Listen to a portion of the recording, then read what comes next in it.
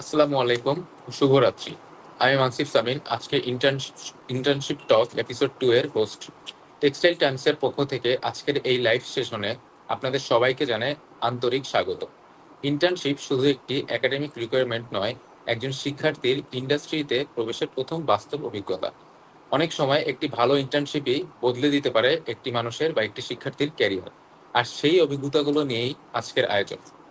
আজ আমাদের সঙ্গে রয়েছেন এমন একজন তরুণ ও অভিজ্ঞ ইন্ডাস্ট্রি প্রফেশনাল, মোহাম্মদ নাহিদ আহসান ভাই, মার্চেন্টাইজার, মাস্কো গ্রুপ ও সিওও এক্সিলেন্স বাংলাদেশ। ভাই, আপনাকে অসংখ্য ধন্যবাদ আমাদের সাথে সময় দেওয়ার জন্য। আশা করছি আজকের আলোচনার মাধ্যমে আমাদের শিক্ষার্থীদের জন্য অত্যন্ত উপকারী কিছু বক্তব্য আপনি তুলে ধরবেন। Thank you. Thank you, Bhaiya. Thank you for inviting me. I'm very happy and pleased to join here. Thank you.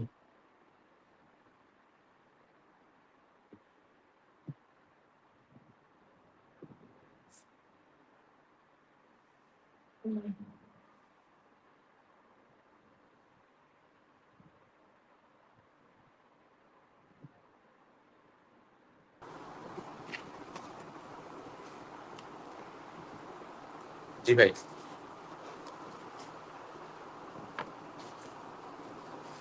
ভাই, মূল আলোচনায় প্রবেশের আগে নিজের সম্পর্কে এবং আমাদের আপনার ক্যারিয়ার জার্নি সম্পর্কে আমাদের দর্শকদের উদ্দেশ্যে যদি ভাই কিছু বলতেন কাইন্ডলি। Thank you, Mansif, আমাকে সুযোগ করে দেওয়ার জন্য। আমি সবসময় আসলে নিজেকে একজন খুবই সাধারণ মানুষ হিসেবে পরিচয় দিতে পছন্দ করি। তবে যদি প্রফেশনের ক্ষেত্রে বলি, আমি একজন টেক্সটাইলকে ভালোবাসা মানুষ। আমি টেক্সটাইলকে ভালোবেসে টেক্সটাইল সেক্টরে নিজের ক্যারিয়ার গড়া মানুষ। আমি টেক্সটাইল ইঞ্জিনিয়ারিং নিয়ে পড়া একজন মানুষ। আমি যদি একটা গল্প শেয়ার করি, যে আমি যখন কলেজে পড়তাম আদমজী ক্যান্টনমেন্ট কলেজে, তখন একটা ইংরেজি ক্লাস আমার এখনো মনে আছে। আমি ম্যাডাম ক্লাস নিচ্ছিলেন, আমার খুব প্রিয় একজন ম্যাডাম। তো সেই ক্লাসে আমি একটু ফাঁকি দিচ্ছিলাম, আমি গল্প করছিলাম এক বন্ধুদের সাথে। সো ওই জায়গায় আমার সেই টিচার আমাকে দাঁড় করায় এবং জিজ্ঞেস করে যে, "নাহি, তুমি বড় হয়ে কি হবা?" সো সেই আমার এখনো মনে আছে যে আমি স্পষ্ট বলেছিলাম যে আমি বড় হয়ে টেক্সটাইল ইঞ্জিনিয়ার হব। সো আমি জানি না কেন, যে আমি কেন এত শুরু থেকে টেক্সটাইল ইঞ্জিনিয়ারিং নিয়ে ভীষণ দেখতাম। আমি কেন এত শুরু থেকে টেক্সটাইল ইঞ্জিনিয়ারিং এর প্রতি আমার একটা প্যাশন কাজ করছিল। সো সেই ভালোবাসার জায়গা থেকে আসলে টেক্সটাইল নিয়ে পড়াশোনা করা, আল্লাহ তাআলার অশেষ রহমতে আমি আসলে টেক্সটাইল নিয়ে পড়াশোনা করার সুযোগ পাই এবং টেক্সটাইল সেক্টরে নিজের ক্যারিয়ার গড়ার সুযোগ পাই। এবং দেখা যায় যে অন্য অনেকের তুলনায় আমি অনেক ভালো জায়গায় চাকরি করছি। আমি বাংলাদেশের অন্যতম স্বনামধন্য পোশাক শিল্প প্রতিষ্ঠান মাস্কো গ্রুপের মার্কেটিং অ্যান্ড মার্চেন্ডাইজিং ডিপার্টমেন্টে আছি মার্চেন্ডাইজার হিসেবে। সো দেখা যায় যে এই যে অ্যাপারেল অ্যান্ড মার্চেন্ডাইজিং ডিপার্টমেন্ট যে সেক্টরে কাজ করছে, এটা টেক্সটাইল সেক্টরের অন্যতম গুরুত্বপূর্ণ একটা ডিপার্টমেন্ট। এই জায়গায় পোশাক শিল্প প্রতিষ্ঠানে অনেক বড় ভূমিকা রাখার সুযোগ পাই। সো সেই জায়গা থেকে আসলে আমি নিজেও বেশ হ্যাপি যে এরকম একটা জায়গায় কাজ করার সুযোগ পাচ্ছি। প্রফেশনের বাহিরে গিয়ে যদি বলি, আমি সবসময় তরুণদের নিয়ে কাজ করতে পছন্দ করি। সো বাংলাদেশের তরুণদের দক্ষতা উন্নয়নমূলক প্রতিষ্ঠান এক্সেলেন্স বাংলাদেশের চিফ অপারেটিং অফিসার হিসেবে কাজ করছি। এক্সেলেন্স বাংলাদেশের পাশাপাশি আমি আমার একটা সমাজ কল্যাণমূলক প্রতিষ্ঠান আছে, স্বপ্নদ্রষ্টা। সেটা ২০১৭ সাল থেকে আমরা সমাজের কল্যাণের জন্য কাজ করে যাচ্ছি, সোশ্যাল ওয়েলফেয়ার প্ল্যাটফর্ম। তো দেখা যায় যে ভলান্টিয়ার হিসেবে, সোশ্যাল অ্যাক্টিভিস্ট হিসেবে নিজেকে তুলে ধরার চেষ্টা করছি। তার পাশাপাশি আমি একজন রাইটার। আমি লেখালেখি করতে বেশ পছন্দ করি। এখন পর্যন্ত আমার আ একটা গল্প গ্রন্থ এবং ৪ টা উপন্যাস প্রকাশিত হয়েছে। লেখালেখির পাশাপাশি আমি বেশ কিছু ম্যাগাজিন, পত্র-পত্রিকায় লেখালেখি করি। আমি কয়েকটা নাটকের স্ক্রিপ্টে কাজ করেছি। সেই নাটক আবার বাংলাদেশের মূলধারার টেলিভিশন এবং ইউটিউবের স্বনামধন্য চ্যানেলেও পাবলিশড হয়েছে। আ তারও আগে আমি বাংলাদেশের স্বনামধন্য টেলিভিশন এটিএন বাংলা উপস্থাপনা করেছি প্রায় দীর্ঘ ১ বছর। সো আ উপস্থাপক হিসেবেও কাজ করা হয়েছে। বাংলাদেশের বিভিন্ন বিশ্ববিদ্যালয় পর্যায়ে সেশন নেয়া হয়। এই যে যেমন আজকে আ টেক্সটাইল টাইমস আমাকে ইনভাইট করেছে। ঠিক একইভাবে বিভিন্ন ইউনিভার্সিটি, বিভিন্ন রিনাউন্ড অর্গানাইজেশন আসলে বিভিন্ন কিছু বলার জন্য অনুরোধ করে, বিভিন্ন জায়গায় সেশনের অনুরোধ করে। সেই জায়গা থেকে আসলে সেশনও নেওয়া হচ্ছে। অনেকে ট্রেইনার হিসেবে পরিচয় দেয় আমাকে। সো সবকিছু বাদ দিয়ে আসলে আমি নিজেকে অনেক সাধারণ একজন মানুষ হিসেবে পরিচয় দিতে পছন্দ করি। আসলে অনেক ডাইভার্সিফাইড পরিচয় হয়ে গিয়েছে, অনেক ধরনের কাজ করার সুযোগ হয়েছে। তার পাশাপাশি আমি আবার বিজনেস করা শুরু করেছি। জুটেক্সা বাংলাদেশ নামে একটা প্রতিষ্ঠান আছে, বাংলাদেশের পাট পণ্য নিয়ে কাজ করছি আমি। সো দেখা যায় যে এত এত পরিচয়ের মধ্যে আমি আসলে নিজেকে এমন একজন মানুষ হিসেবে পরিচয় দিতে পছন্দ করি যে সবসময় আসলে অন্যের উপকারে কাজ করে যায়। সো আমি আমার লাইফটাকে খুব পারপাসফুল রাখতে চাই, খুব ভ্যালু ড্রিভেন রাখতে চাই, যেন আসলে আমি আমার লাইফ জুড়ে যেই কাজগুলোই করি না কেন সেগুলো যেন আসলে অন্য মানুষের উপকার বয়ে আনে বা মঙ্গল বয়ে আনে। So thank you Mansif, Textile Times কে থ্যাংক ইউ, তোমাকে থ্যাংক ইউ যে আমাকে আসলে এই ধরনের একটা আয়োজনের সুযোগ করে দেওয়ার জন্য। Thank you. Thank you so much ভাই। আসলে একটা মানুষের এত গুণ কিভাবে হয় মাশাল্লাহ, আসলে আমরা জানি না। তো আপনি হচ্ছে তরুণ প্রজন্মের আইডল বলতে গেলে। আপনার নাম অনেক জায়গায় অনেকভাবে ছড়িয়ে আছে, যেমন হচ্ছে আপনি রাইটার, আপনি স্ক্রিপ্ট রাইটার, আপনি একাধারে হচ্ছে মার্চেন্টাইজার, আবার হচ্ছে আপনার একটা ব্যবসা প্রতিষ্ঠানও আছে জুটেক্সা বাংলাদেশ। আসলে এত কিছু কিভাবে হচ্ছে সামলান, আজকে হচ্ছে আমরা ইনশাল্লাহ এটার অ্যান্সার আমরা পাবো, আমরা হচ্ছে আশা রাখছি নাহিদ ভাইয়ের কাছ থেকে। তো ভাই আপনি যদি এখন অনুমতি দেন, আমরা হচ্ছে আজকের মেইন যে সেগমেন্ট, কোশ্চেন অ্যান্সার সেগমেন্ট, আমরা ওখানে চলে যাবো। ঠিক আছে, চলো। থ্যাংক ইউ ভাই। তো দর্শকদের কাছ থেকে আমরা কিছু কোশ্চেন নিয়েছিলাম। তো আজকে আমার প্রথম কোশ্চেন হচ্ছে, ইন্টার্নশিপের এমন একটি মুহূর্তের কথা বলুন যেটি আপনার ক্যারিয়ার সম্পর্কে ভাবনা ধরন বদলে দিয়েছিল। আহ প্রথমে একটু ক্ষমা চেয়ে নিচ্ছি। আমার আসলে আহ, গলা ব্যথা বেশ কয়েকদিন ধরে। তো আমি আসলে খুব জোরে কথা বলতে পারবো না, তাও সর্বোচ্চ চেষ্টা করছি যতটুকু স্পষ্ট ভাবে বলা যায়। বাকিটা দর্শকদের উপর দায়িত্ব ছেড়ে দিলাম, দর্শকরা যেন বুঝে নেওয়ার চেষ্টা করে আর কি। তো ইন্টার্নশিপের সময় এটাকে যদি আমি ক্যারিয়ারের জন্য একটা প্রস্তুতিমূলক পর্ব হিসেবে বিবেচনা করি, তাহলে ইন্টার্নশিপের সময় আসলে এরকম অনেক স্মৃতি বা মেমোরিজ পাওয়া যাবে যেই জায়গাগুলো আমাকে অনেক বেশি ইন্সপায়ার করেছে, মোটিভেট করেছে ফিউচারের জন্য এবং ফিউচারের ক্যারিয়ার পাথটাকে আরো মসৃণ কিভাবে করা যায় সেই জন্য কাজ করে নেওয়ার জন্য। সো ওই মেমোরিজ থেকে আমি আসলে বেশ কিছু তুলে ধরতে চাই। যেমন একটা হচ্ছে, আমি যখন মাস্কো গ্রুপে ইন্টার্ন করি, আমি মাস্কো গ্রুপে ইন্টার্ন করেছিলাম। আমার তখন মেবি 7 সেমিস্টার শেষ হয়েছিল, 8 সেমিস্টারে আমি উঠেছি। সো ওই সময় যখন মাস্কো গ্রুপে ইন্টার্ন করি, মাস্কো গ্রুপে ইন্টার্ন করার সময় আমি দেখলাম যে মাস্কো গ্রুপের যেই কর্পোরেট এনভায়রনমেন্ট, মাস্কো গ্রুপের যে ওয়ার্কিং কালচার, বা যাদের কাছে আমি ইন্টার্ন করেছি, আমার যিনি ইন্টার্ন সুপারভাইজার ছিলেন, যেই টিমের সাথে আমি ইন্টার্ন করেছি, হয় না যে টেক্সটাইল সেক্টরে কি হয়, মার্কেটিং এন্ড মার্চেন্ডাইজিং ডিপার্টমেন্টে বিভিন্ন বায়ার ওয়াইজ এক একটা টিম থাকে। সো আমি H&M বায়ারের টিমে ছিলাম। সো ওই টিমটাই মাস্কো সব থেকে বড় টিম, এবং ওই টিমের সাথে আমি ইন্টার্ন করার সুযোগ পাই, ওই টিমের সুপারভিশন আমি ইন্টার্ন করার সুযোগ পাই। সো আমি যখন দেখি যে ওই টিমের যে লিড ছিল, ঠিক সেই লিড থেকে ওই টিমের যে সব থেকে জুনিয়র মানুষটা ছিল, ওই মানুষটা পর্যন্ত সবাই আমাকে এতটা আন্তরিকভাবে গ্রহণ করে এবং আমাকে প্রত্যেকটা বিষয়ে ছোট থেকে বড় শেখানোর চেষ্টা করে, আমাকে এতটা আন্তরিকভাবে স্পেস ক্রিয়েট করে দেয় নিজেকে তুলে ধরার জন্য, বা যে শিখতে আগ্রহী হব এই যে আগ্রহটা বাড়িয়ে তোলা, বা আগ্রহের প্রতি যে আমার একটা ইন্সপিরেশন ক্রিয়েট করা, মোটিভেশন ক্রিয়েট করা, এই জায়গাটায় তারা এত সুন্দরভাবে কাজ করেছিল। এই জায়গাটা আমাকে অনেক বেশি চেঞ্জ করেছে যে না, অনেকে বলে না যে ইন্টার্নে গিয়ে অনেক বেশি ফাঁকিবাজি করব, ইন্টার্নে গিয়ে কিছু হয় না, ঘোরাফেরা করব। তো এই যে আমার সিনিয়রদের, আমার ইন্টার্নশিপ সুপারভাইজারদের, তাদের আন্তরিক যেই প্রচেষ্টা, এটা আমাকে অনেক বেশি মোটিভেট করেছে যে না, টেক্সটাইল সেক্টরে যারা সিনিয়র আছে তারা অনেক ভালো, এবং এই জায়গায় আসলে কাজ করার জন্য একটা যে মোটিভেশন প্রয়োজন হয় সেটা আসলে তারাই আমাকে দিয়েছিল। অনেকে হয় না যে ইন্টার্ন করার পর বলে যে আল্লাহ ভাই, টেক্সটাইল সেক্টর এত কঠিন, আমি এই জায়গায় আর চাকরি করব না। বাট আমার হয়েছিল উল্টা। আমি আসলে ইন্টার্ন করার পর মনে হয়েছে যে আমি যত দ্রুত সম্ভব টেক্সটাইল সেক্টরের চাকরিতে ঢুকে যাব, এবং আমার আসলে মাস্কোতেই একটা চাকরি দরকার, কারণ আমি মাস্কোকে ভালোবেসে ফেলেছি। সো এই জিনিসগুলো আসলে আমাকে অনেক বেশি ইন্সপায়ার করেছে। থ্যাংক ইউ সো মাচ ভাই। আসলে প্রত্যেকটা টেক্সটাইল ইঞ্জিনিয়ারের হচ্ছে একটা ফোর্থ সেমিস্টারে যে বা ফোর্থ ইয়ারে যে একটা ইন্টার্ন করাই লাগে। তো আপনি যে কথাটা বললেন যে আপনি আপার লেভেল থেকে একদম লোয়ার লেভেল সকলের সাথে আপনার একটা ভালো একটা বন্ডিং ছিল, এন্ড আপনি এতটা বেশি ভালোবেসে ফেলেছেন যে textile engineering as a intern, যে আপনি টেক্সটাইল ইঞ্জিনিয়ারিং জব করবেন। যেটা সত্যি কথা সেটা হচ্ছে আমরা অনেকেই আসলে টেক্সটাইল জব করতে চাই না এই ভয়ের কারণে। আশা করি আপনার এই অভিজ্ঞতার মাধ্যমে আমরা হচ্ছে এই ইন্সপিরেশনটা পাবো। ধন্যবাদ ভাই। আমি হচ্ছে আজকের সেকেন্ড কোশ্চেনে যাব। সেটা হচ্ছে ইন্টার্নশিপে গিয়ে আপনি এমন কোন স্কিলের গুরুত্বটা আসলে বুঝতে পেরেছিলেন যেটা হচ্ছে আসলে বিশ্ববিদ্যালয়ে তেমন শেখানো হয় না। বাট আমাদের হচ্ছে আসলে আয়ত্ত করা প্রয়োজন। দেখো, তোমার প্রশ্নের উত্তরে সরাসরি যাওয়ার আগে আমি তোমাকে একটা প্রশ্ন করি যে ধরো ইন্টার্নশিপটাকে আমরা চাকরির প্রস্তুতি হিসেবে বিবেচনা করি, বা ইন্টার্নশিপের যদি বাংলা অর্থ আমি দাঁড় করাই, চাকরির পূর্ব প্রস্তুতি হিসেবে এটাকে ধরা হয়। অর্থাৎ আমি জবে জয়েন করার আগে এটাকে একটা ছোট্ট অভিজ্ঞতা বা কোর্স হিসেবে বা একটা সার্টিফিকেট হিসেবে দেখা হয়। সো এই ইন্টার্নশিপটা আসলে কার প্রয়োজন, মানে এটা কার দরকার? তোমার দরকার, নাকি এটা ইউনিভার্সিটির দরকার, নাকি এটা কোনো টেক্সটাইল প্রতিষ্ঠানের দরকার? এটা আসলে কার দরকার? অবভিয়াসলি ভাই এটা আমারই দরকার। তোমার দরকার, ওকে। তোমার কাছে কি মনে হয় যে বাংলাদেশের যে ইউনিভার্সিটি গুলো আছে, বাংলাদেশের ইউনিভার্সিটির যে টিচার গুলো আছে, তারা কি স্টুডেন্টদেরকে ইন্টার্নশিপ ম্যানেজ করে দেয়, নাকি স্টুডেন্টরা নিজেরাই সেটা ম্যানেজ করে নেয়?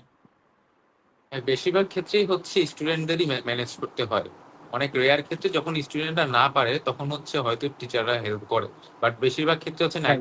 90 থেকে 95% ক্ষেত্রে স্টুডেন্টদের নিজেদেরই হচ্ছে এটা বিল্ড আপ করতে হয় বা হচ্ছে বুঝতে হয় আর কি। একদম, একদম। আমি যখন স্টুডেন্ট ছিলাম, ফাইনাল ইয়ারে পৌঁছালাম, তখন দেখলাম যে আমাদের নিজেদেরই ম্যানেজ করতে হয়েছে।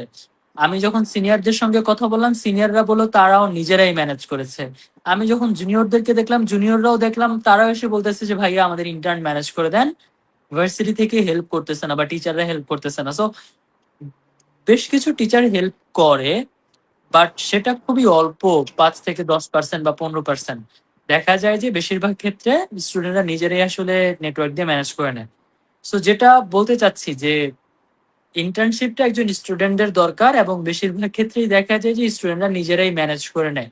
এখন কোনো প্রতিষ্ঠানের কি কোনো দায়বদ্ধতা আছে যে আমার 10 জন, 15 জন, 20 জন স্টুডেন্টকে ইন্টার্নশিপ দিতে হবে? এটা কি কোনো প্রতিষ্ঠানের কোনো দায়বদ্ধতা আছে? মানে ধরো, তুমি ধরো তোমার একটা প্রতিষ্ঠান আছে, ধরো তোমার একটা প্রতিষ্ঠান যে মানসিফ গ্রুপ অফ ইন্ডাস্ট্রিজ। তোমার কি দরকার যে তুমি 10 জন স্টুডেন্টকে ইন্টার্নশিপের ব্যবস্থা করে দিবা? তোমার কোনো প্রয়োজন আছে তোমার আহ ব্যবসার কোনো উন্নতি হবে, বা তোমার ব্যবসায় কোনো প্রফিট আসবে ইন্টার্নশিপ ম্যানেজ করে দিলে? আসবে না কিন্তু।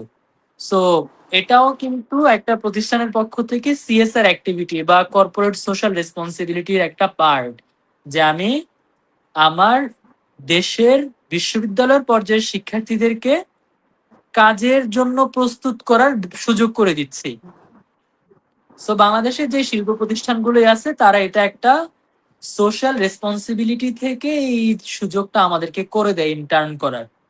তো আমি দুইটা পার্সপেক্টিভই তোমাকে দেখালাম যে ইন্টার্নশিপ বিষয়টা আমাদের এন্ড থেকে এটা আমাদের দরকার। কারণ আমরা 4 বছর পড়াশোনা করেছি, আমরা জানি না যে একটা ফ্যাক্টরিতে কিভাবে কাজ করা হয়, আমরা জানি না একটা ফ্যাক্টরির ওয়ার্কিং এনভায়রনমেন্ট কেমন থাকে। সো সেইটা জানার জন্য আমাদের ইন্টার্ন করা দরকার। আর একটা ফ্যাক্টরি আমাদের প্রতি ধরো আহ একটা সোশ্যাল ওয়েলফেয়ার অ্যাক্টিভিটি হিসেবে আমাদেরকে কিছু শেখার সুযোগ করে দেয়। সো এই জায়গাটাতে একজন স্টুডেন্টদের সব থেকে বড় দায়িত্ব বলো, দক্ষতা বলো, বা দায়বদ্ধতা বলো, বা দায়ভার বলো, যেটা খুশি যেই শব্দ দিয়েই নামকরণ করো না কেন, একজন স্টুডেন্টদের সব থেকে বড় দায়িত্ব হয়ে দাঁড়াবে যে এই যে আমি সুযোগটা পাচ্ছি, এই যে একটা প্রতিষ্ঠান আমাকে ফ্রিতে সুযোগ দিচ্ছে, এইটা যেন আমি মনোযোগ সহকারে এমন ভাবে গ্রহণ করি যেন এটা আমার ফিউচারে কাজে লাগে। সো ইন্টার্নশিপের সময় স্টুডেন্টদের সব থেকে বড় ভুল হলো স্টুডেন্টরা মনোযোগী থাকে না, স্টুডেন্টরা সিনসিয়ার থাকে না। স্টুডেন্টরা ভাবে যে এটা আমার একটা টাইম পাস করার জায়গা, এটা আমার একটা ফাঁকি দেওয়ার জায়গা, এটা আমি জাস্ট একটা মজা করার জায়গা। বাট এটা একদমই না। ইন্টার্নশিপ পুরো ব্যাপারটাই আমার দরকার, আমার জন্য গুরুত্বপূর্ণ, আমার জন্য ভ্যালুয়েবল, আমার ক্যারিয়ারে ভ্যালুয়েট করবে। এমনকি তুমি পরবর্তীতে কোথায় চাকরি করবা, তুমি পরবর্তীতে চাকরি পাবা কি পাবা না, এটা অনেক সময় তোমার ইন্টার্নশিপ নিয়ন্ত্রণ করে থাকে। So, একটা ইন্টার্নশিপ তোমার লাইফে অনেক বড় ভ্যালু অ্যাড করে থাকে, বাট বর্তমান সময়ের স্টুডেন্টরা সেটাকে আসলে খুব সহজভাবে নিচ্ছে। শুধুমাত্র বর্তমান সময়ের কথা বলবো না, আমাদের সময়কার কিংবা আমাদের প্রিভিয়াস টাইমেও আসলে ইন্টার্নশিপটাকে আসলে অনেক বেশি অবহেলা করেই দেখা হয় বা হতো। এটা এই কারণেই যে অনেকে বলে যে ইন্টার্নশিপে তো আসলে আমাদেরকে বেতন দেয় না, তাহলে আমরা কেন এত মনোযোগ দিব। ব্যাপারটা একদম এরকম না। আমি আসলে খুব সহজভাবেই বললাম যে ইন্টার্নশিপটা আমাদের দরকার। আমরা জানি না, যেমন আমি জানতাম না মাস্কোতে জয়েন করার আগে যে একটা টেক্সটাইল সেক্টরের মার্চেন্ডাইজিং ডিপার্টমেন্টে কাজ কিভাবে হয়। তো আমি সারা জীবন পড়াশোনা করছি, আমি ইউনিভার্সিটিতে বসে বসে শিট মুখস্থ করছি, আমি ইউনিভার্সিটিতে বসে বসে টিচারদের দেওয়া স্লাইড মুখস্থ করছি, পরীক্ষায় ওই স্লাইড হুবহু তুলে ধরছি। একদম 40-এ কখনো 30 পাইছি, কখনো 40-এ 40ই পাইছি। বাট একটা কোম্পানিতে এসে আমি কিভাবে চাকরি করব, কিভাবে মেইল লিখবো, সব থেকে মজার ব্যাপার, তুমি কোনো জায়গায় মার্চেন্ডাইজিং এ আসলে তোমার ফ্যাব্রিকও কাটতে হইতে পারে। সো তুমি কিভাবে ফ্যাব্রিক কাটবা, আমি কোনোদিন ফ্যাব্রিক কাটা দেখি না যে কিভাবে ফ্যাব্রিক কাটতে হয়। So just that's a simple part, যে কিভাবে একটা ফ্যাব্রিক কাটে সোজা করে, এটাও আমি ইন্টার্নশিপ এসে শিখছি। So internship is a very important thing in your life, যেটা তোমাকে অনেক গুরুত্ব সহকারে, সিনসিয়ারিটি সহকারে আসলে আহ, নিজের ভেতর আয়ত্ত করতে হবে বা নিজেকে ওইভাবে বোঝাতে হবে। সো ইন্টার্নশিপের সময় দক্ষতা টক্ষতা সব একপাশে রেখে মনোযোগটা আসলে প্রথম। মনোযোগ ধরে রাখলে দক্ষতা আসলে তোমার ভিতর এমনি এমনি চলে আসবে।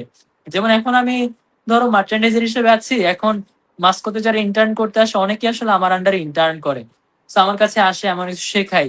তো আমি ওদেরকে প্রথমেই কেচি ধরায় দিই আর ফ্যাব্রিক ধরায় দিই যে তুমি আসলে ফ্যাব্রিক কাটতে পারো কিনা দেখি। বিশ্বাস করবা না মানসিফ, 10 জনের মধ্যে 10 জনই ফ্যাব্রিক কাটতে পারে না, এবং ওরা এই সিজার ধরে কেচি ধরে ওরা একসময় বলে ভাইয়া সরি, আপনিই কাটেন, আমি পারবো না, সারেন্ডার। চিন্তা করো, সিম্পল রেসপন্সিবিলিটি, তোমার জবের একটা সিম্পল রেসপন্সিবিলিটি হবে তুমি বাইরের একটা সোয়াচ চাইছে, ফ্যাব্রিকটা সুন্দর মতন কেটে একটা ট্রিম কার্ডে বা একটা ফ্যাব্রিক বোর্ডে লাগিয়ে ওটা জমা দিতে হবে। তুমি সেটা পারতেছো না, বাট তুমি 4 বছর ধরো পড়াশোনা করে রেজাল্ট সিজিপিএ 4/4 রাখছো। সো ডাজেন্ট ম্যাটার, বুঝতে পারছো? সো ওয়ার্কিং এনভায়রনমেন্ট, ওয়ার্কিং লাইফটা আসলে অনেক আলাদা, অনেক ডিফারেন্ট। দ্যাট মিনস ভাই, আজকে আপনার এই আমার সেকেন্ড কোশ্চেন থেকে আমরা এটাই বুঝলাম যে একাডেমিক লাইফের পাশাপাশি আমাদের আরো কিছু স্কিল আমাদের নিজেদের মধ্যেই গ্রো আপ করতে হবে। সেটা হচ্ছে আইদার কি বলবো এটাকে, অফ স্কিল বা হচ্ছে সফট স্কিল বা হার্ড স্কিল, যেটাই হোক সেটাই। থ্যাংক ইউ ভাই। তো আমি হচ্ছে এখান থেকে আপনাকে আরেকটা কোশ্চেন করবো, কমিউনিকেশন স্কিলটা আসলে কি ইন্টার্নশিপ লাইফে আমাদের বেশি গুরুত্বপূর্ণ শুরুর দিকে? একদম, কমিউনিকেশন স্কিলটা তো মাস্ট। মানে কমিউনিকেশন মানে কি, কমিউনিকেশনের বাংলা অর্থ হচ্ছে যোগাযোগ। সো তুমি কোনো একটা জায়গায় যাচ্ছ, ওই জায়গার মানুষের সঙ্গে তুমি যদি যোগাযোগ করতে না পারো, তাহলে এটা তোমার ব্যর্থতা। যেমন ধরো মাস্কোতে অনেক মানুষ ইন্টার্ন করতে আসে, কি করে ইন্টার্ন করতে এসে যার আন্ডারে ইন্টার্ন করে, অর্থাৎ যে সুপারভাইজার হয়, ও শুধু তার সাথেই কথা বলে। অর্থাৎ মাস্কোতে সকালে আসে, রেজিস্টার খাতে এন্ট্রি দেয়, সুপারভাইজারের সিটের পাশে বসে, সুপারভাইজার তাকে শেখায়, ও ছুটি হইলে ও ওইভাবে চলে যায়। মাঝখানে আসলে কারোর সঙ্গে কথা বলে না। তো যখন তার ইন্টার্নশিপ শেষ হয় এবং সে মাস্কোতে ধরো কোনো একটা ভ্যাকেন্সি পাইলো এবং সে এখানে অ্যাপ্লাই করলো, ট্রাস্ট মি, ও যখন ইন্টারভিউ দিতে আসবে বা ইন্টারভিউ কলও নাও পাইতে পারে, কারণ তাকে তো কেউ চেনে না। তো সে প্রতিযোগিতার ধরো অনেক পেছনে পড়ে থাকবে। বাট আমার এখনো মনে আছে, আমি যেদিন মাস্কোতে ইন্টারভিউ দিতে যাই, আমি মাস্কোতে ইন্টারভিউ দিতে গিয়ে যখন রিসিপশনে গিয়ে বসি, বিশ্বাস করবে না Mansi, from receptionist to every employee there, মানে যারা ওইখানে merchandiser, senior merchandiser, manager, GM বা যারা ছিল, ইচ এন্ড এভরিওয়ান, যারাই আমাকে ওইখানে দেখছে, যাদের সঙ্গে দেখা হয়েছে, প্রত্যেকটা মানুষ, আরে নাহিদ তুমি এই জায়গায় কেন ইন্টারভিউ দিতে আসছো, তোমার তো হয়ে যাবে চাকরি। মানে that was the impression that I created far away. মানে চিন্তা করো, ইন্টারভিউ দিয়েছি আমি অনেকদিন পরে, এতদিন আগে আমি আসলে ইন্টার্ন করে গেছি। ওই আমার সেই ইমপ্রেশনটা তারা এতদিন ধরে রাখছে। এটা আমি আসছি পরে তারা আমাকে চিনতে পারছে, তারা আমাকে আসছে, আমার কাছে আসছে, আমাকে গ্রিট করছে, মিট করছে। এই জিনিসটাই হচ্ছে কমিউনিকেশনের পাওয়ার। আমি যখন ইন্টার্ন করতে গেছি, মাই ফার্স্ট গোল ওয়াজ যে আমি মাসপ্রোতে ইন্টার্ন করতেছি, আমাকে সবাই চিনবে, আমাকে প্রত্যেকটা মানুষ জানবে যে মাসপ্রোতে একটা ইন্টার্ন ছিল, সে হচ্ছে নাহিদ। অ্যান্ড ইন ফিউচার কখনো ভ্যাকেন্সি হইলে, আমার যদি কোনো এমপ্লয়ি লাগে মাস্কোতে, আমি একটা ছেলেকে কল দিব, সে হচ্ছে Nahid. So that was my goal and ওইটা আমি ফুলফিল করে আসছি। সো কমিউনিকেশনের পাওয়ার অনেক বড়, অনেক। কমিউনিকেশন দিয়ে তুমি আসলে সবার মন জয় করতে পারবা। সো তোমার কমিউনিকেটিভ হইতে হবে এবং তোমার বুঝতে হবে যে কিভাবে স্মার্ট কমিউনিকেশন করা যায়। মানে কমিউনিকেশন যদি কথা বলা হয়, তোমার আসলে বুঝতে হবে কখন কথা বলতে হবে, কখন চুপ থাকতে হবে। সো বোথ এন্ডেই তোমার আসলে দক্ষতাটা রাখতে হবে। ধন্যবাদ ভাই। ভাই আমরা আজকে থার্ড কোশ্চেনে যাব, সেটা হচ্ছে একজন ইন্টার্ন কিভাবে খুব অল্প সময়ের মধ্যে টিমের বিশ্বাস অর্জন করতে পারে।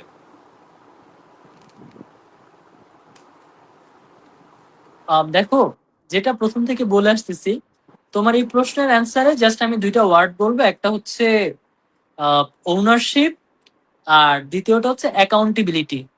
ওনারশিপ মানে হচ্ছে মালিকানা বোধ নিয়ে কাজ করা। মানে মালিকানা বোধ কি? টেক্সটাইল সেক্টরে কিংবা যে কোনো সেক্টরে যখন কেউ ইন্টার্ন করতে যায় বা যখন কেউ চাকরি করে, তখন তার একটা জব রেসপন্সিবিলিটি থাকে। কোম্পানি তার উপর একটা দায়িত্ব অর্পণ করে দেয়। সো ধরো আমার উপরে কোম্পানি একটা দায়িত্ব দিছে, আমার কাজ হচ্ছে ওই দায়িত্বটা পালন করা, মাস শেষে কোম্পানি আমাকে বেতন দিবে। সো ইন্টার্নশিপের সময় তোমার গিয়ে এরকম একটা ইমপ্রেশন ক্রিয়েট করতে হবে যে তোমাকে যদি কেউ দায়িত্ব দেয়, সেটা তুমি পরিপূর্ণরূপে আবার ফিডব্যাক সহকারে তাকে দিতে পারবা, ফিরে দিতে পারবা যে ভাইয়া আপনি দায়িত্ব দিছিলেন, পালন করছি, দিস ইজ মাই রিপোর্ট বা this is my feedback. Goat my point? So তুমি, তোমার প্রতি মানুষ তখনই ভরসা করবে, তোমাকে তখনই হচ্ছে তোমার একটা রিকগনিশন তৈরি হবে যে না, এই ছেলেটা ভালো, এই ছেলেটা দায়িত্ববান। যখন তুমি ওনারশিপ নিয়ে কাজ করবা, তুমি যখন মনে করো এই কাজটা আমার নিজের, এটা আমারই করতে হবে না, আমি এটা মনোযোগ দিয়ে করতেছি, এটা হচ্ছে ওনারশিপ। আর অ্যাকাউন্টেবিলিটি মানে হচ্ছে দায়িত্ব প্রাপ্ত যেটার জন্য হয়েছে ওই দায়িত্বটা পালন করা। অ্যাকাউন্টেবল অর্থাৎ দায়িত্বপ্রাপ্ত, তুমি একটা কাজের জন্য অ্যাকাউন্টেবল। এই কাজটা অন্য কেউ করবে না, এই কাজটা তোমার করতে হবে। সো ইন্টার্নশিপের সময় গিয়ে তোমার আসলে এভাবে চেয়ে নিতে হবে, ভাই আমাকে কিছু কাজ দেন। অনেক ইন্টার্ন আছে, ওরা আসলে এসে বিরক্ত হয় যখন কেউ আসলে কাজ দেয়। আহ কিরকম কাজ দেয়? ধরো ফ্যাব্রিক কাটার কাজ দেয়, স্যাম্পল কার্ড মেক করার কাজ দেয়, স্ট্রাইক অফ তৈরি করার কাজ দেয়, ট্রিন কার্ড তৈরি করার কাজ দেয়। ইন্টার্নরা এসে বিরক্ত হয় যে ভাইয়া আমাকে দিয়ে তো কাজ করাচ্ছে সারাদিন। আমার সেই জায়গায় আসলে হাসি পায়, কারণ ওরা যখন এই কোম্পানিতে জয়েন করবে ট্রেনি মার্চেন্ডাইজার হিসেবে বা অ্যাসিস্ট্যান্ট মার্চেন্ডাইজার হিসেবে, তখন ওরা জয়েন করে ওদের প্রথম কাজ থাকবে এই স্ট্রাইক অফ বানানো। তাহলে তুমি জবে জয়েন করে যেটা করবা সেটা তুমি ইন্টার্নশিপের সময় করলে কেন বিরক্ত হচ্ছ? সো ব্যাপারটা এরকমই। সো আমি অ্যাজ এ সুপারভাইজার যখন দেখবো যে একটা ছেলে বিরক্ত হচ্ছে ওকে আমি কাজ দেওয়ার পরে, আমি তো কখনোই চাইবো না ওই ছেলেটা আমার আন্ডারে চাকরি করুক। কিন্তু যখন দেখবো যে একটা ছেলে প্রচুর প্রোঅ্যাক্টিভ, অ্যাকাউন্টেবল এবং ওনারশিপ আছে ওর মধ্যে, ও আমার হাত থেকে ভাইয়া আমাকে দেন, আমি করে নিচ্ছি, ভাইয়া আমার আমার শিখতে হবে, আমি করব, আমাকে দেন, আমি যখন একটা চাকরির সুযোগ পাবো আমি ওই ছেলেটাকে চাকরি দিব। আমার আন্ডার এখন পর্যন্ত অসংখ্য স্টুডেন্ট ইন্টার্ন করে গেছে, অ্যান্ড আমি দুই ধরনের স্টুডেন্টই পাইছি। এক, যারা ফাঁকি দিছে, যাদেরকে কাজ দিলে ওদের মানে একটা বিরক্তিকর চেহারা দেখতে পেতাম।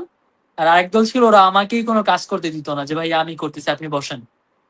সো দুই ধরনের মানুষজনই আছে আর কি। সো স্টুডেন্টদের আসলে অ্যাকাউন্টেবল হইতে হবে এবং অ্যাকাউন্টেবিলিটি থাকতে হবে এবং ওনারশিপ থাকতে হবে, তাইলেই হবে। জি ভাই, ধন্যবাদ ভাই। আসলে ওনারশিপটা অনেক বেশি কার্যকারী, সেটা যে কোনো ক্ষেত্রে হোক, ইন্টার্নশিপ বলেন বা হচ্ছে পড়াশোনা বা একাডেমিক লাইফে বলেন। তো ভাই, আমার দিক থেকে আপনাকে আরেকটা কোশ্চেন করবো, সেটা হচ্ছে আমাদের প্রত্যেক টেক্সটাইল ইঞ্জিনিয়ারের একাডেমিক লাইফে ফাইনাল ইয়ারে গিয়ে হচ্ছে একটা ইন্ডাস্ট্রি অ্যাটাচমেন্ট যেটা হচ্ছে সাবমিট করতে হয়। এটা হচ্ছে মেইনলি আমাদের এই ইন্টার্নশিপ নিয়েই। তো এই ইন্টার্নশিপ চলাকালীন সময়ে কোন রকম কোশ্চেন করলে আমরা হচ্ছে বেশি শিখতে পারবো, মানে আমাদের দিক থেকে কোন কোশ্চেন গুলো হচ্ছে বেশি করা দরকার আমার সুপারভাইজারকে? দেখো, তুমি যখন ইন্টার্ন করতে আসবা তখন তুমি দুই ধরনের সিনারিও দেখতে পারবা। এক, যে তুমি একটা জিনিস বইতে পড়ে আসছো বা তুমি একটা জিনিস ক্লাসে পড়ে আসছো, ওইটাই দেখতেছো যে ওইটাই কাজ হচ্ছে বা ওই অপারেশনটা হচ্ছে। আরেকটা হচ্ছে তুমি এমন কিছু কাজ দেখতেছো যেটা তুমি আসলে আগে কোথাও পড়ো নাই বা জানো না। যেমন আমি উদাহরণ দেই, ধরো নিটিং করা বা ডাইং করা, নিটিং ইউনিটের প্রসেস বা ডাইং ইউনিটের প্রসেস, যে কোনটার পর কোনটা হয়, এই জিনিসগুলো তুমি ধরো ক্লাসে পড়ে আসছো। তো যখন ডাইং ইউনিটে তুমি ইন্টার্ন করবা, দেখবা ওরা একের পর এক কাজ করতেছে এবং তুমি আসলে ওই জিনিসটা মিলাতে পারতেছো, রিলেট করতে পারতেছো, আর এটা তো পড়ছিলাম, এটার পর এটা হবে, ওইটার পর এটা হবে, এটা বুঝে যাচ্ছ। আবার দেখবা বেশ কিছু কাজ আছে যেটা তুমি ক্লাসে পড়ো নাই। সেই কাজটা কি? ধরো একটা বায়ার যখন তোমাকে টেক প্যাক সাবমিট করবে, ওই টেক প্যাক দেখার পর ফ্যাব্রিকটা কিভাবে বুকিং দিতে হয়, এটা তো ক্লাসে কখনো শেখায় নাই। সো যে জিনিসটা ক্লাসে আসলে শেখায় নাই, তোমার ওইটা নিয়েই প্রশ্ন করতে হবে।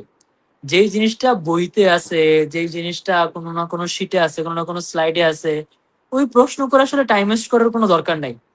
তুমি আসলে ওই প্রশ্নটাই করো যেটা আসলে আগে কখনো তুমি দেখো নাই, আগে কখনো তুমি পড়ো নাই। আর আরেকটা জিনিস, ইন্টার্নশিপের সময় তোমাদের আসলে মেইন গোল থাকতে হবে to know the process, how works goes on. মানে একটা টেক্সটাইল কোম্পানিতে কিভাবে কাজ বা কোন একটা অপারেশন কিভাবে চলে, বা ওয়ার্ক ফ্লোটা কি, ওয়ার্কিং প্রসেসটা কি, ওয়ার্কিং সিকোয়েন্সটা কি, বা এক একটা মানুষের জব রেসপন্সিবিলিটিস কি।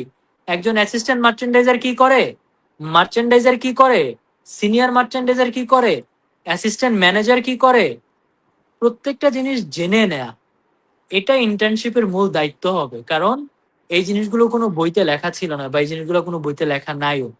সো তুমি যখন এই জিনিসগুলো জানবা, তোমার ক্যারিয়ার নিয়ে একটা স্বচ্ছ ধারণা হবে যে আমি যদি ভবিষ্যতে মার্চেন্ডাইজিং ডিপার্টমেন্টে আসি, আমার এটা এটা করতে হবে। আমি যদি ডাইং ডিপার্টমেন্টে যাই, আমার এটা এটা করতে হবে। আমি যদি নিটিং ডিপার্টমেন্টে যাই, আমার এটা এটা করতে হবে। সো তোমার তো ক্যারিয়ার প্ল্যান করতে হবে রে বাবা। তুমি যদি ক্যারিয়ার প্ল্যানই না করো যে আমার ক্যারিয়ারের শুরুতে আমি এখানে চাকরি করব, 5 বছর পর ওই ডিপার্টমেন্টে যাব, এই করব সেই করব, তুমি যদি নাই জানো কোন ডিপার্টমেন্টের কে কি কাজ করে, তাহলে তুমি প্ল্যান করবা কিভাবে? সো ইন্টার্নশিপের মূল দায়িত্বই হচ্ছে ইন্টার্ন করতে যাওয়ার সময় প্রত্যেকটা মানুষকে জিজ্ঞেস করা যে ভাই আপনার রেসপন্সিবিলিটিস কি, আমারও কি এটাই করতে হবে যদি আমি জয়েন করি? দ্যাটস অল, আর কিছু লাগবে না। ধন্যবাদ ভাই, আপনি আসলে এই কোশ্চেনটার অ্যান্সার অনেক সুন্দরভাবে উদাহরণের মাধ্যমে দিলেন। আশা করি আমাদের দর্শকদের এই অ্যান্সারটা অনেক ভালো লেগেছে। ধন্যবাদ ভাই। আমি হচ্ছে পরবর্তী কোশ্চেনে যেতে চাই, সেটা হচ্ছে ইন্টার্নশিপ শেষ হওয়ার পর কোম্পানির সাথে অ্যাকচুয়ালি ভালো সম্পর্ক কিভাবে বজায় রাখা যায়?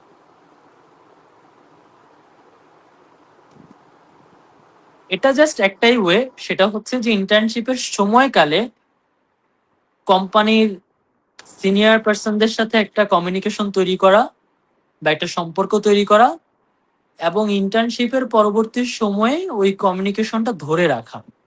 এছাড়া আর কিচ্ছু করতে হবে না। মনে করো ইন্টার্নশিপ তোমার আজকে শেষ।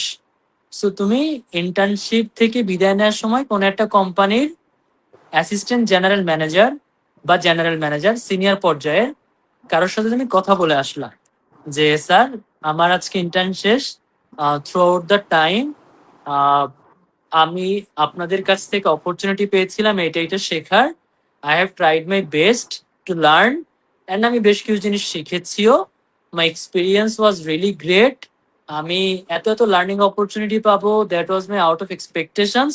বাট আপনারা আমাকে এই সুযোগটা দিয়েছেন, so I am really grateful to all of you. And sir, আমি চাই আপনারা আমাকে ইন ফিউচারেও আসলে আপনাদের গাইডেন্সের ভেতরেই রাখবেন। So I would really love to have your guidance in future as well. So যখন এই জিনিসগুলো বলে আসবা, তখন তারাও তোমার প্রতি অনেক আন্তরিক থাকবে যে না, ছেলেটা থ্রু আউট দ্য টাইম শিখেছে এবং ফিউচারেও শিখতে আগ্রহী।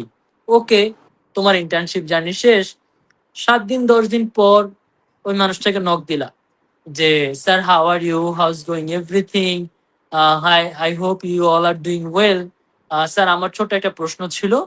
আহ, আমি তো আপনাদের এখানে ইন্টার্ন করেছি, এরকম এরকম শিখেছি।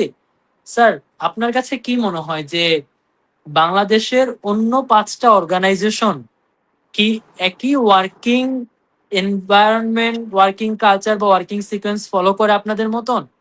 যদি না করে থাকে, I am really afraid of যে আমি ইন ফিউচারে কোথায় চাকরি করব। Sir, please give me some suggestions যে আমার ক্যারিয়ার পাথটা কেমন হওয়া উচিত। তখন ওই মানুষটা তোমাকে খুব উইলিংলি অ্যান্সার দিবে যে হ্যাঁ দেখো, আহ, আমাদের এখানে তো অনেক ভালো ওয়ার্কিং কালচার, তুমি অন্য জায়গায় এরকম নাও পাইতে পারো, তবে এক কাজ করো, এই কোম্পানি আছে আমাদের মতন, এরা অনেক ভালো।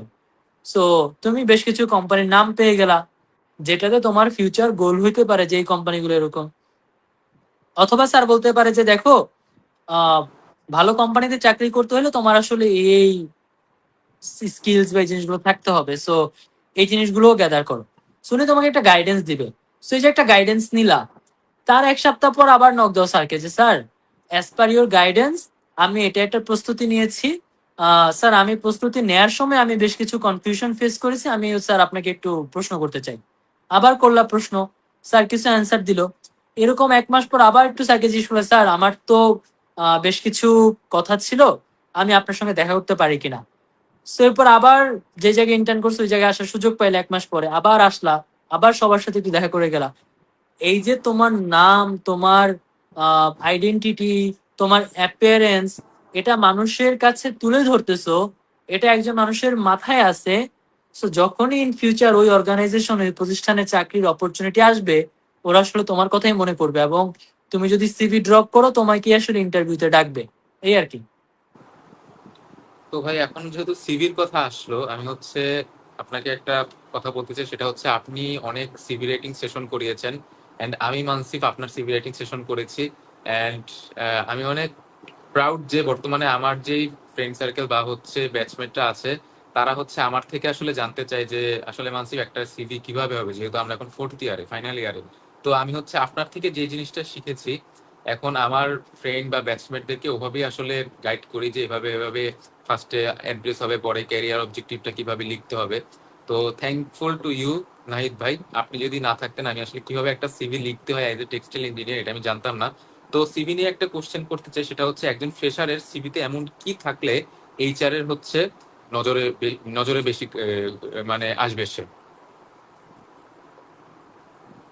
একজন ফ্রেশারের সিভিতে 2টা জিনিস থাকতে হবে। এক, প্রচুর এক্সট্রা কারিকুলার অ্যাক্টিভিটিজ এর এক্সপিরিয়েন্স থাকতে হবে, যে তুমি তোমার স্টুডেন্ট লাইফে একাডেমিক এক্সপিরিয়েন্সের পাশাপাশি তোমার অনেক এক্সট্রা কারিকুলার এক্সপিরিয়েন্স আছে কিনা, এইটা এইচআর যদি পায় তাহলে এইচআর তোমাকে অনেক বেশি ভ্যালু দিবে। সো এটা একটা।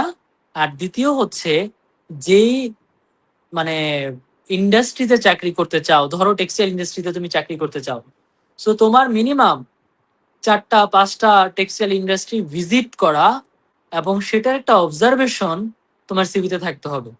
তোমার সিভিতে ধরো তুমি একজন ফ্রেশার, তুমি মাত্র বের হইছো, সো তোমার আশেপাশের আরো 10 জন বন্ধু বান্ধব, আরো 100 জন মানুষ সবাই ফ্রেশার। একটা কোম্পানিতে ভ্যাকেন্সি হলো, সবাই সিভি ড্রপ করলো, সবার সিভি থাকবে রেগুলার যে আমি তো ফ্রেশার, আমার তো কোনো এক্সপিরিয়েন্স নেই, আমি কি করছি, আমি পড়াশোনা করছি, আমার রেজাল্ট ভালো এটা। তুমি ধরো সিভি ড্রপ করলা, ওই সিভিতে দেখা গেল তুমি 2টা ক্লাব করছো, একটা ইনস্টিটিউশনাল ক্লাব, যেই ভার্সিটিতে পড়াশোনা করছো ওই ভার্সিটির একটা ক্লাব, এবং ন্যাশনাল লেভেলের কোনো একটা অর্গানাইজেশনে কাজ করছো। 2টা অর্গানাইজেশনে বড় আকারে কাজ করার অভিজ্ঞতা আছে, অনেকগুলো প্রজেক্ট নামাইছো, অনেকগুলো প্রজেক্ট নিয়ে কাজ করছো, এগুলোর একটা এক্সপিরিয়েন্স আছে। তার পাশাপাশি তোমার এই টেক্সটাইল ইন্ডাস্ট্রির অনেকগুলো ফ্যাক্টরি ভিজিট করা এবং এই ফ্যাক্টরি রিলেটেড বিভিন্ন সেশন টেশন জয়েন করে এগুলার এক্সপিরিয়েন্স আছে, তোমার সিভিটাকে ওরা সবসময় এগিয়ে রাখবে। সো ফ্রেশার বলতে আসলে এই বাংলাদেশে বা এই দুনিয়াতে কিছু নাই। আমরা সবাই সময় সুযোগ দুইটাই পাই নিজেকে প্রস্তুত করার। আমরা কেউ প্রস্তুত করি, কেউ করি না, কেউ নিজেকে আসলে ফ্রেশার হিসেবে তুলে ধরতে অনেক মজা পাই। বাট ভেরি সরি যে আমি আসলে নিজেকে কখনোই ফ্রেশার হিসেবে পরিচয় দিতে পছন্দ করি না। কারণ যখন আমি ভার্সিটি লাইফ শেষ করছি, মানে যখন আমার ভার্সিটি লাইফ শেষ হয়েছে, আমি ফাইনাল এক্সাম দিছি, তখন আমার সিভি ছিল 3 পৃষ্ঠার। অর্থাৎ I work so hard, I work in so many organisations, যে আমিও এক্সপিরিয়েন্স তুলে ধরলে আমার সিভি হয়ে যায় 3 পৃষ্ঠা। অনেকে এসে বলে ফ্রেশারদের সিভি হবে 1 পৃষ্ঠা। আমি বলি কেন?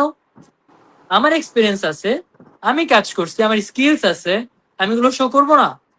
সো তোমার ফ্রেশার এই জিনিসটা বলা, এই ওয়ার্ড বলে নিজেকে ডিমিন করা, এটার কোনোই দরকার নেই। ফ্রেশার একটা সিচুয়েশন যে তুমি ইউনিভার্সিটি লাইফ শেষ করছো, এখন তুমি ইন্টার্ন করবা।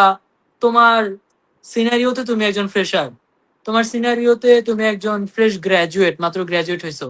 বাট তোমার সিভি যেন সেই কথা না বলে, তোমার সিভি যেন বলে তুমি অলরেডি 3টা অর্গানাইজেশনে কাজ করছো and তুমি সব জানো, কিভাবে টিম লিড দিতে হয়, কিভাবে মিটিং করতে হয়, কিভাবে অ্যাপ্লিকেশন লিখতে হয়, তুমি সব জানো। So that's all. Thank you so much ভাই। আসলে আপনি যেহেতু ক্লাব অ্যাক্টিভিটিস এর কথা বললেন, আমাদের এরপরই হচ্ছে একটা কোশ্চেন আমরা পেয়েছি যে আসলে ক্লাব অ্যাক্টিভিটিসটা কতটা বেশি গুরুত্বপূর্ণ একজন ফ্রেশার্স এর লাইফে। তো আমরা আশা করি যে আপনার এই অ্যান্সারের মাধ্যমে আমরা এটার অ্যান্সারও পেয়ে গিয়েছি ভাই। তো ভাই এখন নেক্সট কোশ্চেন হচ্ছে, সেটা অনেকের হচ্ছে ভাই সিজিপিএ কম থাকে, বিলো 3। তো এটা কি ইন্টার্নশিপের ক্ষেত্রে কোনো এফেক্ট ফেলে? আর যাদের হচ্ছে বিলো 3 থাকে, তাদের আসলে কি কি স্কিল থাকা লাগে যেটা হচ্ছে এটার কোনো এফেক্ট ফেলবে না, অর্থাৎ বিলো 3? দেখো, এইটার উদাহরণটা আমি একটু মজা করে দিতে চাই। বাংলাদেশের অন্যতম স্বনামধন্য একটা প্রতিষ্ঠানের ম্যানেজিং ডিরেক্টর এটার একটা উদাহরণ দিয়েছিলেন এইভাবে, যে তোমার কাছে কি মনে হয়, তুমি খুব ভালো একটা দাওয়াত পাইছো এবং তুমি ওই দাওয়াতে শুধু শার্ট পরে যাবা, না শুধু প্যান্ট পরে যাবা, নাকি দুইটাই পরে যাবা? সো সিজিপিএ কে যদি শার্ট ধরো আর এক্সট্রা কারিকুলার অ্যাক্টিভিটিস কে যদি প্যান্ট ধরো, তোমার আসলে দুইটাই সমান গুরুত্বপূর্ণ। তুমি শুধু প্যান্ট পরেও বাইরে যেতে পারবা না, বা তুমি শুধু শার্ট পরেও বাইরে যেতে পারবা না। তোমার দুইটা জিনিসই লাগবে নিজেকে প্রেজেন্ট করার জন্য। তো সিজিপিও ইম্পর্টেন্ট, এক্সট্রা কারিকুলার অ্যাক্টিভিটিসও ইম্পর্টেন্ট। কারোর সিজিপিএ যদি 3 এর নিচে থাকে, তাইলে ওর এত বেশি এক্সট্রা কারিকুলার অ্যাক্টিভিটিস করতে হবে যেন কেউ সিজিপিএ এর কথা জিজ্ঞেস করার সুযোগ না পায়। আবার ধরো কারোর সিজিপিএ 4/4, ও অল্প একটু এক্সট্রা কারিকুলার অ্যাক্টিভিটিস করলেই হয়ে যাবে। So, ব্যাপারটা এরকমই, ভারসাম্য মেনটেন করে আগাইতে হবে আর কি ভাই। ধন্যবাদ ভাই। আসলে এটা হচ্ছে বাংলাদেশের প্রত্যেকটা স্টুডেন্টেরই একটা সমস্যা থাকে, যেটা হচ্ছে আমরা জেনেছি যে অনেকের সিজিপিও হাইও থাকে আবার লো থাকে। আসলে হাই আর লো, হাই বলতে কতটুকু হাই বোঝায় অনেকে এটা আসলে অ্যান্সার জানে না, হয়তো অনেকে বুঝে যে 3.80 বা 3.50। ধন্যবাদ ভাই, আজকে আপনার এই কোশ্চেনের মাধ্যমে, অ্যান্সারের মাধ্যমে অনেকেও তাদের এই কোশ্চেনটা খুঁজে পেয়েছে, কোশ্চেন অ্যান্সারটা। আমরা পরবর্তী কোশ্চেনে যেতে যেতে চাই, সেটা হচ্ছে ভবিষ্যতে ইন্ডাস্ট্রি 4.0 বা স্মার্ট টেক্সটাইলের যুগে নতুন গ্রাজুয়েটদের কোন দক্ষতাগুলো সবচেয়ে বেশি প্রয়োজন হবে বলে আপনি মনে করেন?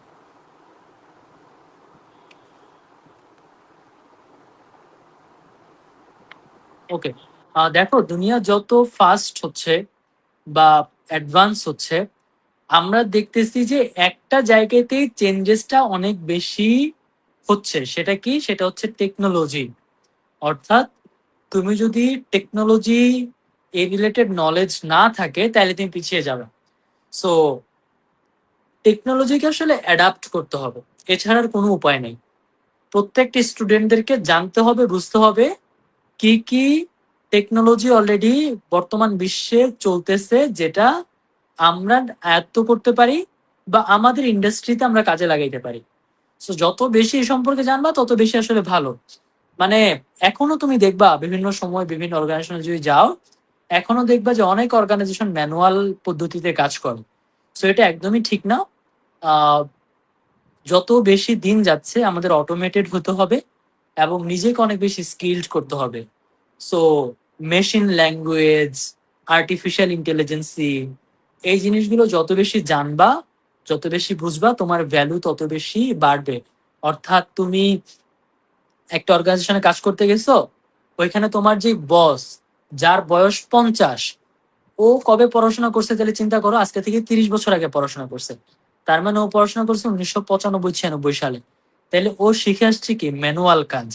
তুমি 2026 সালে পড়াশোনা করে যখন একটা অটোমেটেড নলেজ নিয়ে গিয়ে তাকে বলবা যে স্যার, আপনি যে কাজটা 1 ঘন্টায় করতেছেন, let me do it in just 5 minutes, তাইলে তোমার ওইখানে ভ্যালু বাড়লো না কমলো?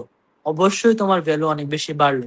So you need to know that type of knowledge, you need to know that type of operation, you need to know that type of work, যে হচ্ছে যেটা তোমার ম্যানেজারের কাজ বা তোমার অর্গানাইজেশনের কাজকে অনেক বেশি ইজিয়ার করে তুলবে আর কি।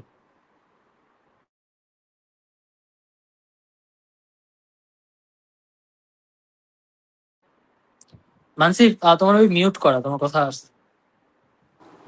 ধন্যবাদ ভাই, সরি। অ্যাকচুয়ালি আপনি এত সুন্দরভাবে গুছিয়ে কথা বলেন যে উদাহরণের মাধ্যমে যে অ্যান্সার গুলো দেন, সবাই আসলে উদাহরণের মাধ্যমে অ্যান্সার গুলো জানতে চায়, যে জিনিসগুলো হচ্ছে আপনি বলছেন। তো ভাই, নেক্সট কোশ্চেন হচ্ছে, শুধু হার্ড স্কিল নয়, সফট স্কিলের মধ্যে কোন 3টি দক্ষতা সবচেয়ে বেশি গুরুত্বপূর্ণ বলে আপনি মনে করেন একজন ইন্টার্নের? আহ, দেখো, আমি তোমার আহ, প্রশ্নের উত্তরে যাওয়ার আগে জাস্ট ছোট্ট একটা উদাহরণ দিই। যে যেটা বললাম একটু আগে, যেটা উদাহরণ দিলাম যে আহ, এটা মানে গুরুত্বপূর্ণ যে তুমি ম্যানেজারদের থেকে বেশি অ্যাডভান্স টেকনোলজি সম্পর্কে নলেজ রাখো বা সবকিছু জানো। ম্যানেজাররা থ্রু আউট দেয়ার ক্যারিয়ার তারা অনেক স্ট্রাগল করে এই পর্যায়ে আসছে। So, ওরাও অনেক কিছু জানে যেটা আমরা জানি না, ওনারাও অনেক কিছু বোঝে যেটা আমরা বুঝি না। So it's really important to follow there guidance, এটা ট্রু। বাট ট্রাস্ট মি, ওইটার থেকেও বেশি ইম্পর্টেন্ট হচ্ছে টু ফলো আওয়ার গাইডেন্স। কেন? কারণ আমি নাহিদ হাসান মাস্কোতে জয়েন করছি 2023 সালে।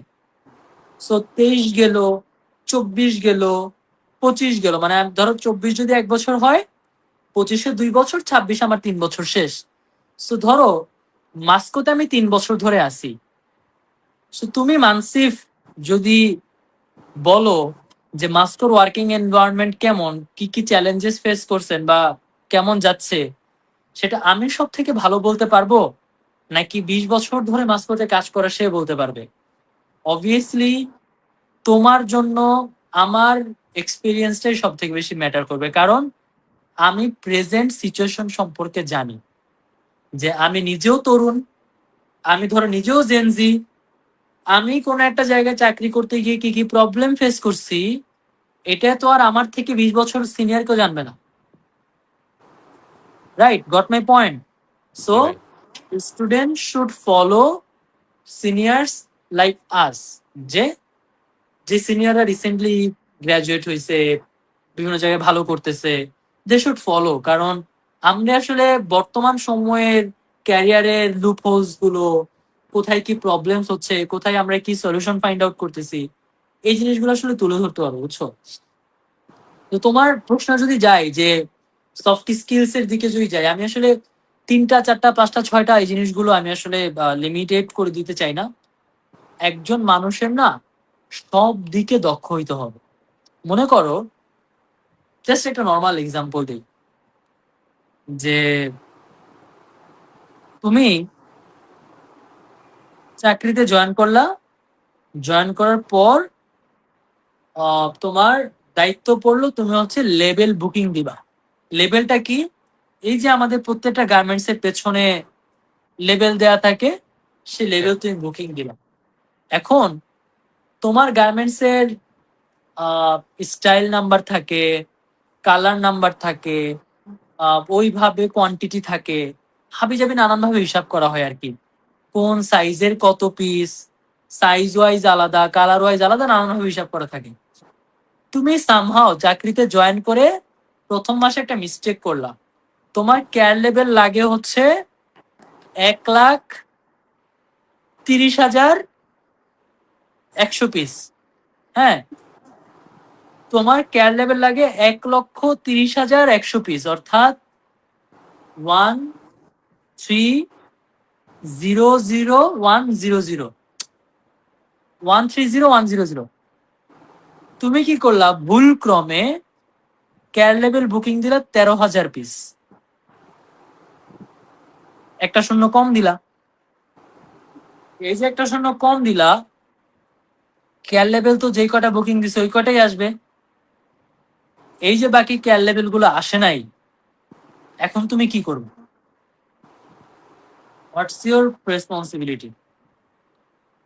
সময় নাই, ধরো অলরেডি প্রোডাকশন মানে সুইং রানিং, একটা সুইং ধরো রানিং, তোমার এই সুইং শেষ হবে 3 দিনের মধ্যে, 3 দিন পরে তোমার শিপমেন্ট, এখন তোমার কেয়ার লেভেল নাই, তাহলে তুমি প্রবলেম কেমন সলভ করবা?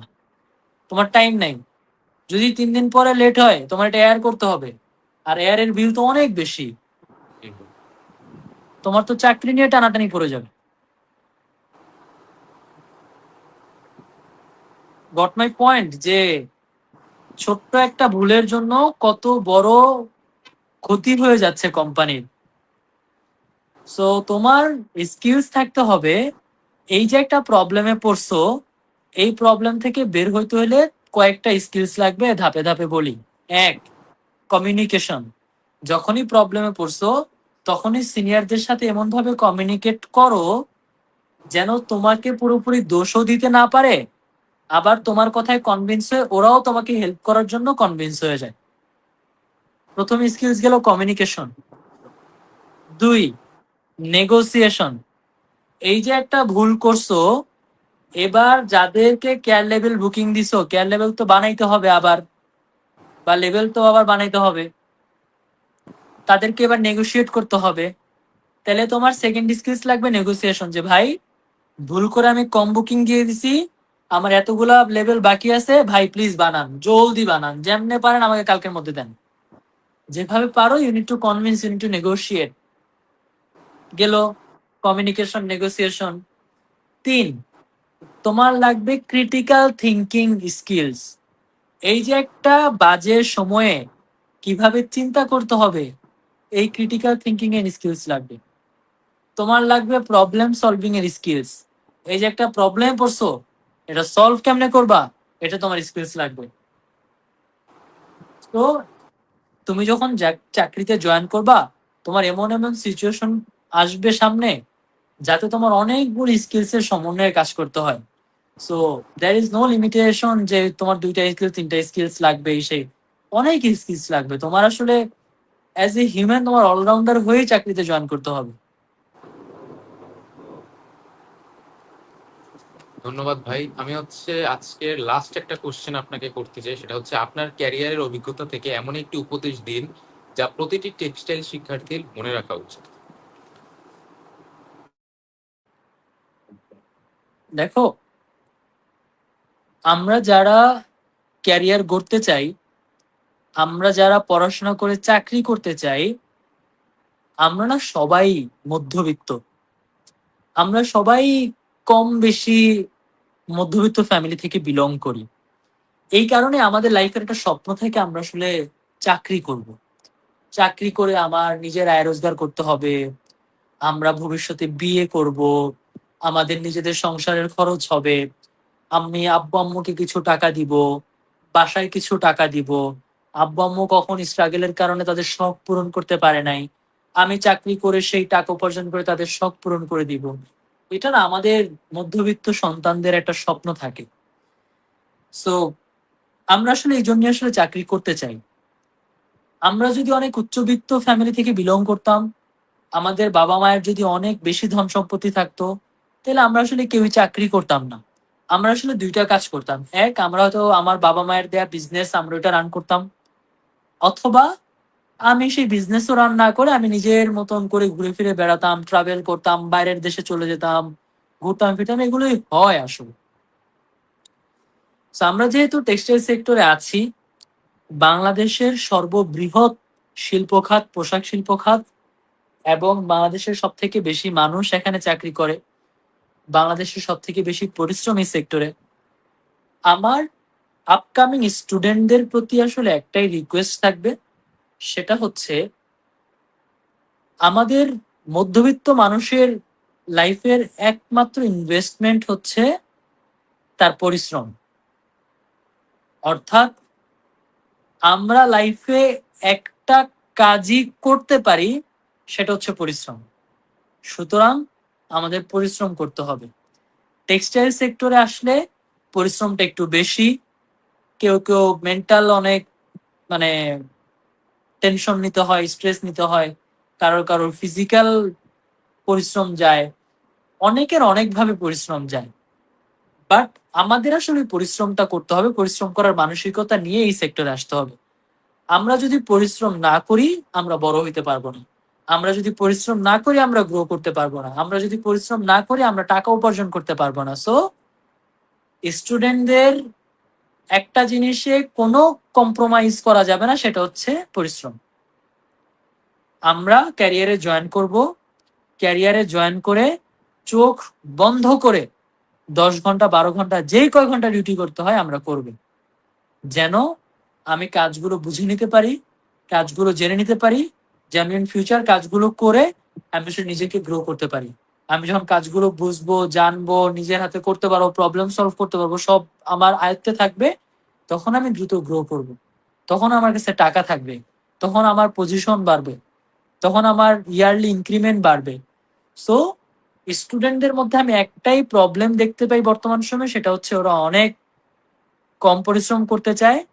ওরা ইউনিভার্সিটি শেষ করে এসি রুম চায়, যে ভাইয়া এসি রুমে চাকরি করতে চাই, ভালো চেয়ারে বসতে চাই, ভালো টেবিলে বসতে চাই। না, এভাবে হয় না। বাংলাদেশের প্রত্যেকটা বড় মাপের মানুষ যারা অনেক বড় হয়েছে, ওনাদের সাথে কথা বললে টের পাবা, ওনাদের সাথে কথা বললে বুঝতে পারবা যে ক্যারিয়ারের শুরুতে ওনারা কত পরিশ্রম করছে। সো আমাদের লাইফের একটাই হ্যাক, হার্ডওয়ার্ক। হার্ডওয়ার্ক ছাড়া টেক্সটাইল সেক্টরে কোনো গতি নাই। সো মেন্টাল প্রিপারেশনটা নিয়ে রাখো সবাই, যে আমার হার্ডওয়ার্ক করার জন্যই এখানে আসতে হবে। সেটা 5 বছর, 10 বছর, 12, 14, 15 বছর, তারপর আরাম করবো। কয়েক লক্ষ টাকা বেতন পাবা, আরাম করবা। হয় সব জেনে গেলে নিজে বিজনেস করবা, আরাম করবা। That's all. Thank you so much ভাই। আসলে টেক্সটাইলের স্টুডেন্টদের মধ্যে শুরুতেই হচ্ছে একটা জিনিস গেইন হয়, যে 6 ডিজিট বা 7 ডিজিট। সো এই 6 ডিজিট অ্যান্ড 7 ডিজিট ইনকাম করার জন্য আসলে হার্ডওয়ার্ক এবং হচ্ছে মেন্টাল প্রেশার থেকে শুরু করে সবকিছু নিতে হবে, যেটা হচ্ছে আপনি আজকে সুন্দরভাবে আলোচনার মাধ্যমে হচ্ছে বলেছেন। ধন্যবাদ ভাই। আজকের পুরো আলোচনায় আপনি যেভাবে বাস্তব অভিজ্ঞতা, পরামর্শ এবং দিক নির্দেশনা শেয়ার করেছেন, তার জন্য আন্তরিক ধন্যবাদ। আমি বিশ্বাস করি এবং আমরা বিশ্বাস করি যে আজকের সেশনটি বিশেষ করে যারা ইন্টার্নশিপ করতে যাচ্ছে কিংবা ভবিষ্যতে টেক্সটাইল ইন্ডাস্ট্রিতে ক্যারিয়ার করতে চায়, তাদের জন্য অত্যন্ত সহায়ক হবে। ভাই, এখন আপনি যদি টেক্সটাইল টাইমসের উদ্দেশ্যে যদি কিছু বলতেন সংক্ষেপে। আমি ওইরকম প্রত্যেকটা অর্গানাইজেশন, আমি ওইরকম প্রত্যেকটা মানুষকে খুব বেশি পছন্দ করি, অ্যাপ্রিসিয়েট করি, যারা মানুষের জন্য কাজ করে যায়। এই যে টেক্সটাইল টাইমস একটা প্রোগ্রামের আয়োজন করেছে, ইন্টার্নশিপ টক্স, যেখানে অতিথিদের কাছ থেকে ইন্টার্নশিপ অভিজ্ঞতা এবং কিছু দিক নির্দেশনা স্টুডেন্টদের জন্যে তোমরা তুলে ধরার ব্যবস্থা করতেছো। সো এই যে আজকে আমি কিছু হয়তো পরামর্শ দিলাম, গতকালকে অন্য একজন দিয়েছিল, সামনে অন্য একজন দিবে, এই পরামর্শগুলো যখন একজন স্টুডেন্ট শুনবে, জানবে, বুঝবে এবং নিজের লাইফে ইমপ্লিমেন্ট করার চেষ্টা করবে, এই জিনিসটা শুধু তোমাদের সার্থকতা, আমার সার্থকতা। সো এই যে এক ধরনের প্ল্যাটফর্ম তৈরি করা, যে প্ল্যাটফর্মটা একটা মানুষের উপকারে আসতেছে, একটা মানুষের আহ একটা মানুষকে ইন্সপায়ার করার জন্য হেল্প করতেছে, একটা মানুষকে মোটিভেট করার জন্য হেল্প করতেছে, একটা মানুষের ক্যারিয়ার পাথ ঠিক করার জন্য হেল্প করতেছে, এই ধরনের প্রত্যেকটা অর্গানাইজেশনকে আমি অনেক বেশি পছন্দ করি। সো টেক্সটাইল টাইমস যেহেতু এই ধরনের সুন্দর উদ্যোগ নিয়েছে, আর টেক্সটাইল টাইমসকে অনেক বেশি ধন্যবাদ, কৃতজ্ঞতা। মানসিফ, তোমাকেও ধন্যবাদ, খুবই দারুণ উপস্থাপনা করেছো। আমি নস্টালজিক হয়ে গিয়েছিলাম যে আমি আমার স্টুডেন্ট লাইফে অনেক বেশি উপস্থাপনা করেছি, যেটা বললাম যে আমি এটেন বাংলা উপস্থাপনা করেছি, স্ট্রিম ইয়ার্ডে শত শত লাইভ সেশনের উপস্থাপনা করেছি। সো আমি আমার পাস্ট ডেজ গুলোর কথা মনে পড়তেছিল যে একসময় আসলে আমিও উপস্থাপকের জায়গায় ছিলাম। এখন হয়তো তোমরা জোর করে আমাকে অতিথির জায়গায় নিয়ে এসে বসাও, but I really love to talk. কথা বলতে খুবই পছন্দ করি, এবং সেই কথাগুলো যদি কারোর লাইফে ইম্প্যাক্ট ক্রিয়েট করে, চেঞ্জ মেক করে, সেটা তো আমার জন্য আসলে অনেক বড় পাওয়া। Thank you Mansif, thank you Textile Times. এই ধরনের আয়োজন অনেক বেশি হোক, এবং আমার মতন সামান্য একজন মানুষকে আসলে টেক্সটাইল টাইমস এভাবে ইনভাইট করেছে, সুযোগ করে দিয়েছে, তার জন্য আবারও থ্যাংক ইউ। ধন্যবাদ নাহিদ ভাই, অ্যাকচুয়ালি আপনারাই হচ্ছে আমাদের আইডল। বিশেষ করে আপনি আমার আইডল, কারণ হচ্ছে আপনার থেকে হচ্ছে কিভাবে কথা বলতে হয় গুছিয়ে, এটা হচ্ছে আমি শিখেছিলাম আপনার সিভি রাইটিং সেশন থেকেই। ধন্যবাদ ভাই, আশা করি নেক্সট অন্য কোনো প্রোগ্রামে